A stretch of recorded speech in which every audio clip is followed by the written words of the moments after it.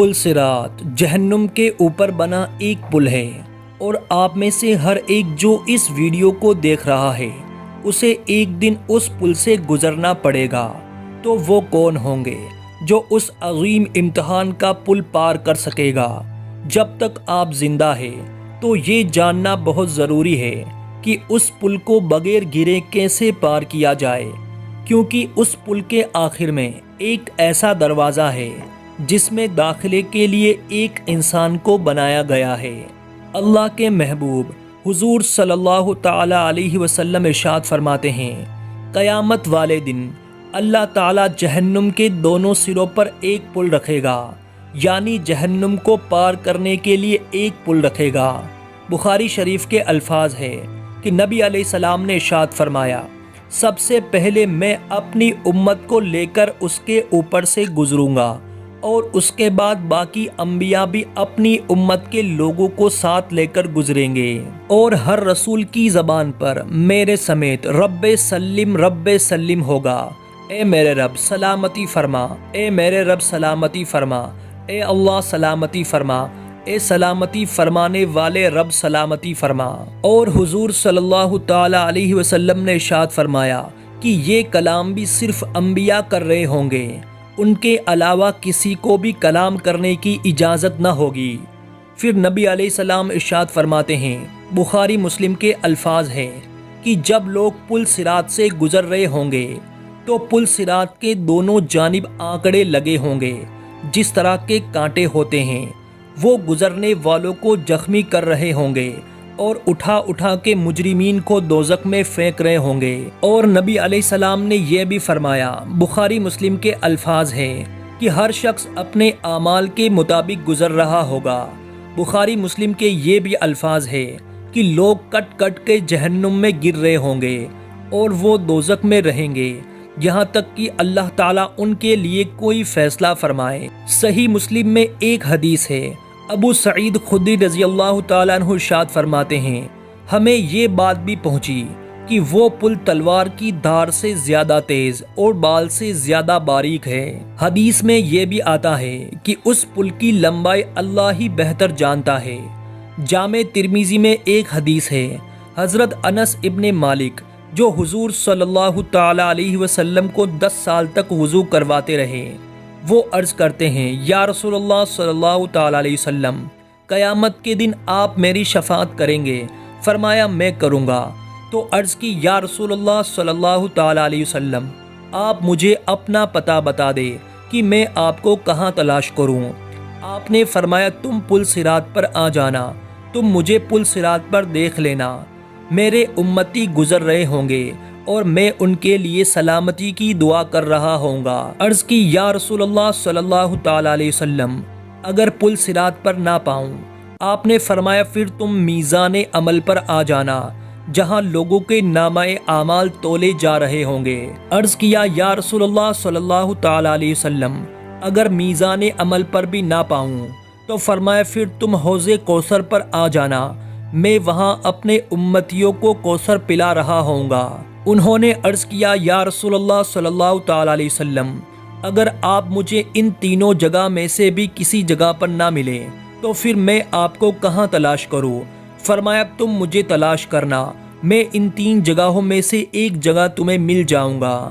اس دن لوگ اس طرح کے خوف و ہراس میں کھڑے ہوں گے کہ وہ اپنے والدین یا اپنے بچوں کو بھی نہیں جانتے ہوں گے، اور ہر کوئی حیرت اور خوف میں مبتلا ہوگا، اور ہر کسی کی کوشش ہوگی کہ کس طرح اس عذاب سے بچا جائے، لیکن تب بہت دیر ہو چکی ہوگی، اور تب کسی کے لیے اس دن کی ہولناکی سے بچنے کا کوئی طریقہ نہیں ہوگا۔ وہ دن آئے گا جب تمام جاندار ہلاک ہو جائیں گے، کیونکہ وہ فیصلے کا دن ہوگا، لیکن وہ دن آخر نہیں ہوگا۔ اس کے برعکس یہ اس بات کا اشارہ ہوگا کہ اصل زندگی تو اب شروع ہوئی ہے۔ جب قیامت کا دن ٹوٹ پڑے گا تو اسرائیل علیہ السلام ہر شخص کی جان لے لیں گے، یہاں تک کہ تمام فرشتوں کی جان بھی اسرائیل علیہ السلام لے لیں گے، اور صرف اسرائیل علیہ السلام اور اللہ کی ذات باقی رہ جائے گی، اور تب اللہ اسرائیل علیہ السلام کو بھی موت کا مزہ چکھنے کا حکم دیں گے۔ تب کائنات جو کچھ لمحے پہلے روا دوا تھی وہاں مکمل خاموشی چھا جائے گی، اور وہ ذات جو اس تمام کائنات کا مالک ہے صرف وہی ذات زندہ رہے گی۔ لیکن کائنات کی یہ خاموشی زیادہ دیر تک نہیں چلے گی، کیونکہ اللہ اسرافیل علیہ السلام کو دوبارہ زندہ کرے گا۔ اسرافیل علیہ السلام کے دوبارہ سور پھونکنے کے بعد جن اور انسانوں کے ساتھ ساتھ جانوروں کو بھی زندہ کر کے جمع کیا جائے گا، اور تب ایک طویل اور خاموش انتظار کے بعد حساب کتاب کا وقت آئے گا۔ ہم سب کے پاس وہ کتابیں ہوں گی جس میں ہر وہ چیز لکھی ہوگی جو ہم دنیا میں کر کے آئے ہوں گے۔ تب ہمارے نیک اعمال اور گناہوں کا وزن کیا جائے گا۔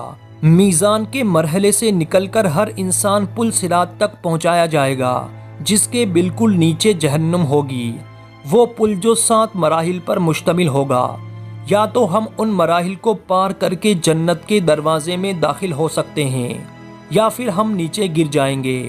پل صراط جنت اور جہنم کے درمیان ایک راستہ ہے، یعنی جنت، جہاں ہم اپنے پیاروں کے ساتھ ہمیشہ ہمیشہ کے لیے رہیں گے۔ ہمارے آخری نبی حضرت محمد صلی اللہ تعالی علیہ وسلم نے ہمیں اس بارے میں بہت اہم معلومات دی ہے کہ اس پل کو کون پار کرے گا اور اس پل کو کس طرح پار کیا جائے گا۔ قیامت کے دن لوگ ایسا خوفناک دور دیکھ رہے ہوں گے کہ ہر ایک اپنی اپنی پریشانی میں ہوگا، کسی کی آنکھ کسی کو نہیں دیکھ پائے گی، یہاں تک کہ تمام پیغمبر بھی اپنے آپ کی فکر میں ہوں گے۔ لیکن حضرت محمد صلی اللہ تعالی علیہ وسلم تب بھی اپنی امت کو معاف کرنے کی دعا کرنے میں دریر نہیں کریں گے۔ پل صراط کے آغاز سے وہ ہمیں اللہ کی طرف سے دی گئی اجازت سے اپنی شفاعت کے منتظر ہوں گے۔ پل صراط کے لمبے راستے پر 7 مرحلے ہوں گے۔ پل صراط پر گزرتے ہوئے لوگوں کی مختلف رفتار ہوگی۔ کچھ تو پلک جھپکنے میں گزر جائیں گے اور کچھ بجلی کی تیزی سے پار کریں گے، کچھ ہوا کی رفتار سے اور کچھ تیز گھوڑوں کی طرح، جبکہ کچھ اونٹ جیسی دی گئی سواریوں کی رفتار میں گزریں گے۔ کچھ رینگتے ہوئے یعنی اپنی سورین کے بل گھسٹتے ہوئے جائیں گے، اور کچھ ایسے بھی ہوں گے جنہیں جہنم میں ڈال دیا جائے گا۔ اب ہم کتنی تیزی سے اس پل کو پار کر سکیں گے تو اس کا انحصار ہماری روح کی پاکیزگی پر ہوگا۔ پل صراط کو پار کرنے والے کچھ مومنین کی روشنی اتنی مضبوط ہوگی کہ جہنم کی آگ بولے گی کہ یہاں سے جلدی سے گزر جاؤ۔ ایک اور حدیث میں کہا گیا ہے کہ پل صراط کو پار کرتے وقت شہداء کو کوئی پریشانی نہیں ہوگی۔ جیسے کہ پہلے ذکر ہو چکا کہ پل صراط کو پار کرنے کے لیے 7 مراحل سے گزرنا پڑے گا، اور ان 7 مراحل پر ہماری زندگی کے مختلف پہلوؤں کے بارے میں سوال کیے جائیں گے۔ پل صراط پر ہم سے پہلا مرحلہ جس کے بارے میں ہم سے پوچھ گچھ کی جائے گی وہ ہے ایمان۔ ہم سے پوچھا جائے گا کیا ہم نے اس ایمان کو قبول کیا ہے جو ہمارے دل کی سکون کے ساتھ تھا؟ کیا ہم نے اسے پورے دل سے اور خلوص کے ساتھ یقین کیا ہے؟ اگر اللہ، فرشتوں، کتابوں، انبیاء اور تقدیر پر ہمارا ایمان مضبوط ہوگا تو ہمیں وہ پہلا مرحلہ پار کرنے میں کوئی پریشانی نہیں ہوگی، اور ہم اس پل سے گزر کر دوسرے سٹاپ یعنی دوسرے مرحلے تک پہنچ جائیں گے۔ پل صراط کے دوسرے مرحلے پر نماز کے بارے میں سوال کیا جائے گا، وہ عبادت جو ہم پر دن میں 5 بار فرض ہے۔ تیسرے مرحلے پر ہم سے پوچھا جائے گا کیا ہم نے اپنی دولت کو ایک حد تک ضرورت مندوں کے ساتھ بانٹا تھا یا نہیں۔ یہاں زکوٰۃ کے بارے میں پوچھا جائے گا۔ روزہ جو اسلام کے 5 ارکان میں سے ایک ہے، پل صراط کے چوتھے سٹاپ پر ہمارا استقبال کرے گا۔ اگر ہم نے اپنے روزوں کو اللہ کے حکم کے مطابق پورا کر سکیں تو اس کا مطلب یہ ہے کہ ہم جنت کے ایک قدم اور قریب پہنچ جائیں گے۔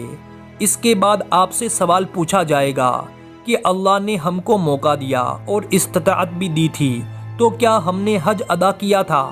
اگر یہاں بھی کامیاب ہو گئے تو پل صراط کے 5ویں سٹاپ پر بنا کسی رکاوٹ کے بغیر جانے دیا جائے گا۔ پھر اپنے والدین اور رشتہ داروں کے ساتھ اچھے تعلقات کا پوچھا جائے گا، لہٰذا رشتہ داروں سے ملنے کے بعد ہمیں اپنے رشتہ داروں پر توجہ دینی چاہیے۔ ایک شخص جو چاہتا ہے کہ میرا رزق بڑھ سکے اور اس کی عمر طویل در ہو تو وہ اپنے رشتہ داروں سے مل کر ان کا مشاہدہ کرے، یعنی ان کی مدد کرے، ان پر خرچ کرے۔ اگر ایک انسان والدین کا احترام کرنے میں کامیاب رہا تو اس کا یہ عمل اسے جنت سے ذرہ پہلے آخری مرحلے تک پہنچنے میں مدد کرے گا۔